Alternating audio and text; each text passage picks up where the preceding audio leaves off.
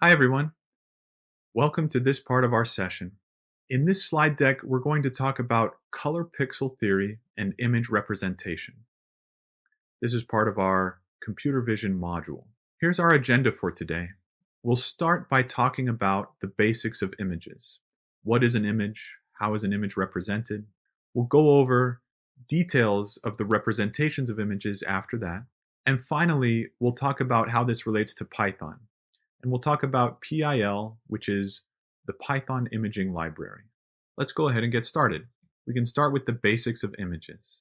So when you represent an image on a computer, what are you representing and how are you representing it? Well, you can see an example here on this slide. We have an image of a watermelon.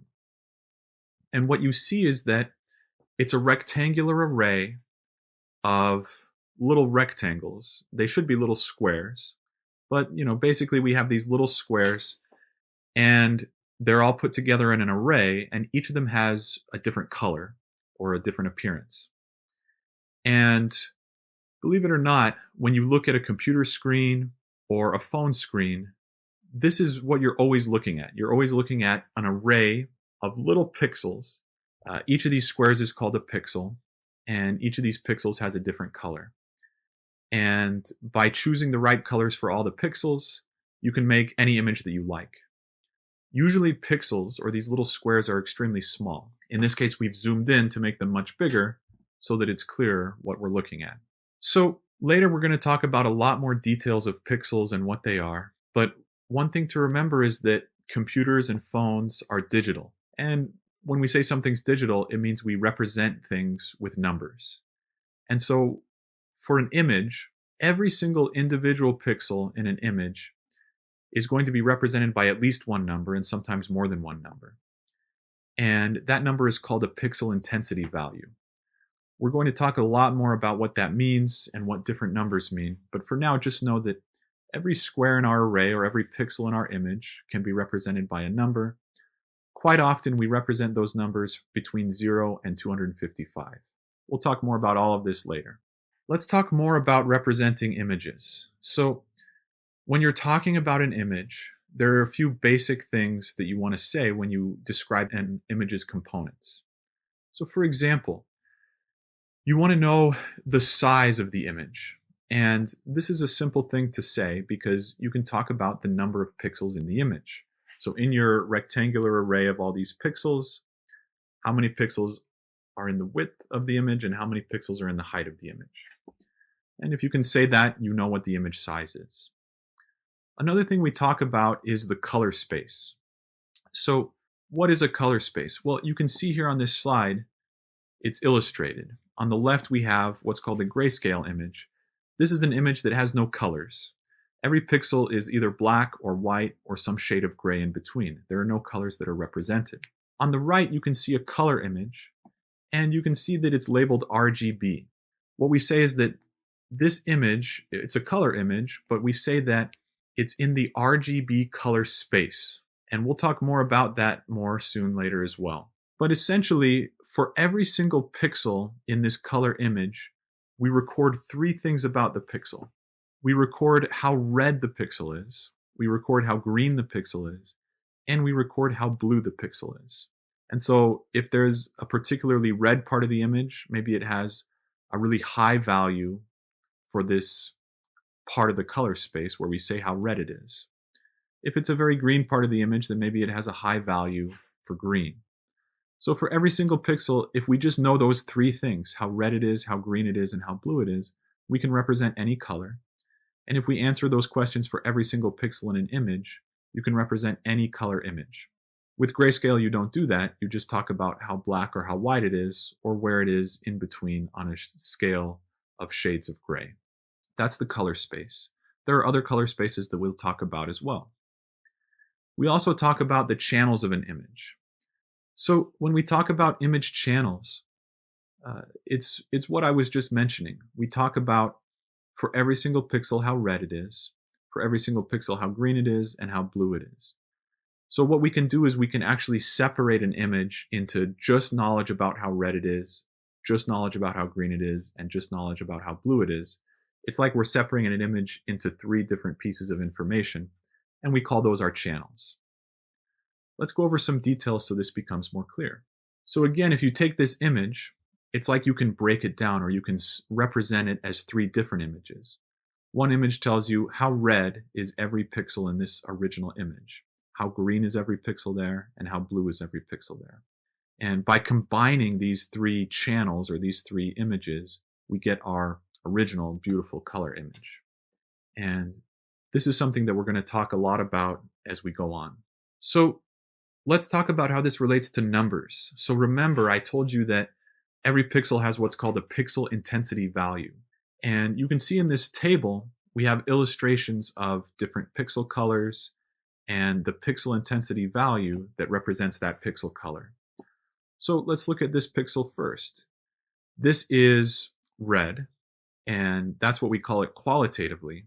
But if we have to represent it in numbers, we represent it this way. We say its intensity in the red channel is 255 because it's red. So it has this high red intensity. The maximum red intensity is represented by this color. And it's not, there's no green in it. There's no shade of green or mixing of green in this pixel. It's just red. So that's why the green and blue values, the intensity of green and blue, are both 0 here. And so instead of representing something as a color or with a name, we can give all the information we need to about this pixel by saying this pixel is represented by 255 red, 0 green, and 0 blue. We can do similar things for all these other colors. For green, green has 0 intensity for red, 0 intensity for blue, and 255 intensity for green. So we can represent this pixel by these three numbers here. We do a similar thing for blue. And then, of course, we can mix the colors. If we have high intensity for both red and green, the way that's represented on our computer screen in a pixel is as a yellow pixel. If we have high intensity for green and blue, then that's represented as like a cyan, what we call a cyan pixel, which you can see sort of looks like a shade of blue, or maybe blue with a little bit of green or yellow with it. So these are just some of the colors. You could imagine if you choose different numbers instead of these ones, 255, 0, and 0, if you choose different numbers for each of the R, G, and B, you can get really any color in the rainbow, or any color you want to have in your image. When we're working with grayscale images, the idea is similar, but the difference is that we don't have variation in our colors. So let me show you an example. So here in this table, we have a black pixel. Black means that, well, there's no colors. There's no red, there's no green, and there's no blue. So we have 0 for all three of these channels. If we have a white pixel, white can be represented by everything being 255. So in other words, if we have full intensity of all the colors, actually the combination of all the colors is white. And when we have shades of gray, we have something in between perfectly low intensity like black and perfectly high intensity like white. We have these shades of gray where the higher the number is in the intensity, the more light our color is, the closer it is to white. The lower the intensity values are, the closer we are to black. So you can choose any shade of gray by just choosing a different intensity value between 0 and 255. And you can see that for everything in a grayscale image, all three of the color channels will be exactly the same. Either they're all 0, or they're all 255, or they're all something else. And so really, this means that we don't need to think about as much. We don't need to think about differences between all these colors. We really just need to know one number. If you know the number 255, then you know what red, green, and blue are going to be. So instead of memorizing three things, you just know one. That makes it easier to represent grayscale images. And so what we say is that a grayscale image really only has one channel. We just need to know one number. Instead of having those three images for red, green, and blue, we just memorize one channel, and that's all the information we need to record a grayscale image. So one thing we can do is we can convert RGB images to grayscale images, and that's something we'll do and we'll talk about more soon. So grayscaling. Grayscaling is the process that's illustrated here on this slide, where we start with an RGB image and we convert it to a grayscale images. So you can see we've illustrated here what that process consists of. Remember, every image is like an array of these different pixels, and every pixel is represented by a certain intensity. So this pixel here has intensity 55 in the red channel, but it has intensity 145 in the green channel and only intensity 6 in the blue channel. So this is a pixel that is a little bit more green. It's kind of a mix of green and red, but it's a little closer to green, and not very much blue is mixed in. And you can see kind of the mixture of colors that's representing each of these pixels if you look at all these arrays. Well, if we can convert that to a grayscale value, or in other words, an intensity between 0 and 255, then that's going to help us reduce the dimension of our data. Instead of storing a really big image file with 3 different channels and information about all these pixels, we're just storing information about one array instead of 3. So we've done dimension reduction. So there are different ways we can do this dimensionality reduction. One conversion formula that's mentioned here is just add up the R, G, and B values and divide by 3. In other words, the mean, also called the arithmetic average. So you just take the mean of all these values, and that's sort of like saying the mean of all the intensity of these values is the intensity in our grayscale space. And that's one simple way to convert from color to grayscale. Well, R, G, and B is one way to represent colors in a color image, but it's not the only way. We can also use something called HSV. HSV is another way to represent color images. And it's also a case where we're recording 3 numbers. But our 3 numbers represent something different. Instead of our 3 numbers representing red, green, and blue, our 3 numbers represent these 3 things: hue, saturation, and value. So this is a little bit harder to understand or a little bit harder to represent, but we're trying to sort of represent it in this image here. So when you think of hue, hue is meant to be the color segment or color portion of the image. So when we're representing HSV colors, we actually have this whole color circle or color wheel. And so if you know the H number, you know the angle of this arrow here. So if your angle is 0, then it's this color, which looks kind of red. If your angle is more like 90 degrees, then it's kind of this green color over here. And depending on the degree, you're going to get a different color, and you call that your hue. And there are different hues labeled here: H equals 240, H equals 315, and so on. Well, the color is not the only thing we're interested in. We're also interested in the saturation. So the saturation is the amount of gray shade in a particular color. And so this is meant to be a range. It's between 0 and 100%. And so if you have 0, that means that it's like totally gray. It's it's just pure grayness, and you can hardly see any color at all. 100 means you have pure color. And so you can see a little bit here on this image. You can see that when S, the saturation, equals 100, you're going to be here in the middle of the wheel where there's these really bright, vivid colors. We also represent something called the value. The value is the intensity of the color, and it's also expressed as a percent. And so you can see when both the value and the saturation are 0, you're out here at the edge of the wheel, which is like dark. It's basically close to black. When the value is 100 and the saturation is 0, you're at the middle of the wheel, which seems to be about white. And when you're in between here, you have value and saturation are both at 100%. That's where you have the brightest and most vivid colors. So the hue kind of changes the color that you're looking at, and then saturation and value change how gray or colorful it is, and then how bright or how dark it is.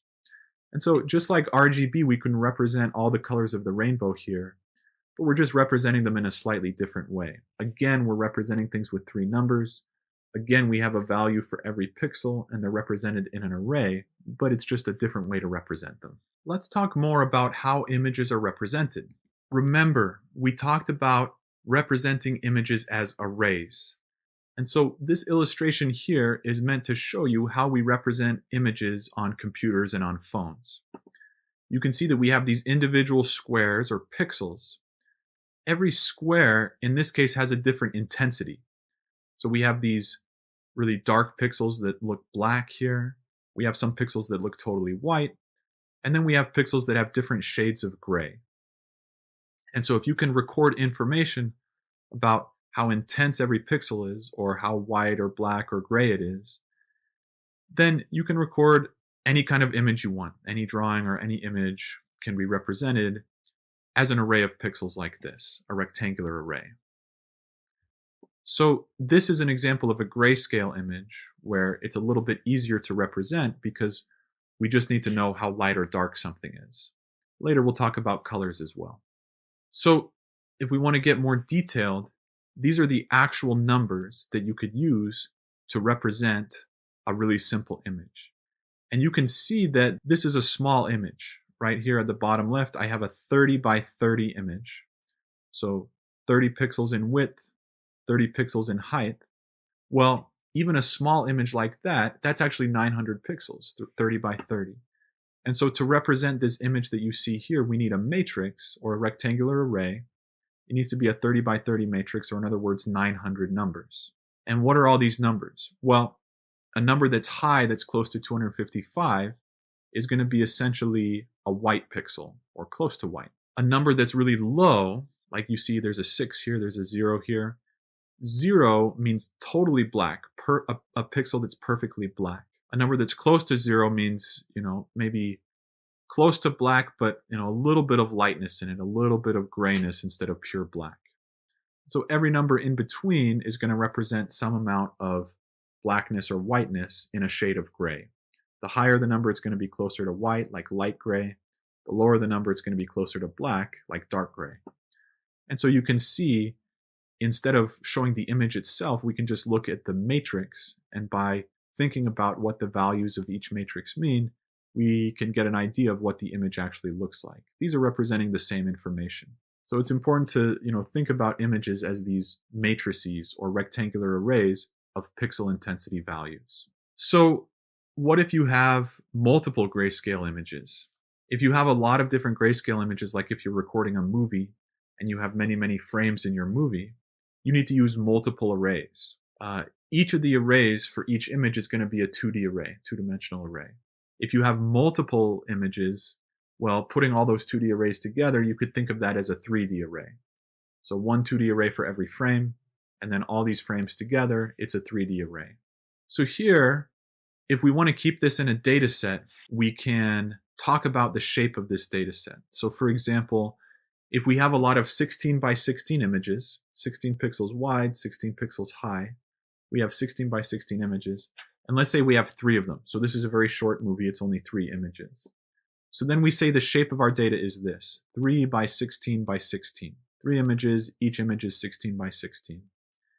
And they're trying to illustrate it here in this image here. The matrices are supposed to be overlapping with each other, where we have 3 total matrices, and each one is supposed to be 16 by 16, although these are a little smaller. So, when you get really, really big data sets, you often have to talk about the shape in this way, the number of images, and then the width and height of each image measured in pixels. So remember, if we're not doing grayscale, if we're doing color, we already have a 3D array just for one image. So just to have one image instead of a movie, you already need a 3D array. Or in other words, you need 3 two-dimensional arrays. One two-dimensional array tells you how much red is in each pixel. Another 2D array tells you how much green is in each pixel. And then another one tells you how much blue is in each pixel. And these are what we were calling channels before. We have a red channel, a green channel, and a blue channel. One array for each of them. So altogether, 3 2D arrays for every image, or in other words, a 3D array. So then, what if you have a movie that's in color? Because then you have RGB images. Each RGB image is a 3D array. And then you have a lot of 3D arrays all together in a movie or in a collection. And so here, we're going to actually need a 4D array. And so don't worry about 4 dimensions and 5 dimensions. All it is a collection of 3D arrays.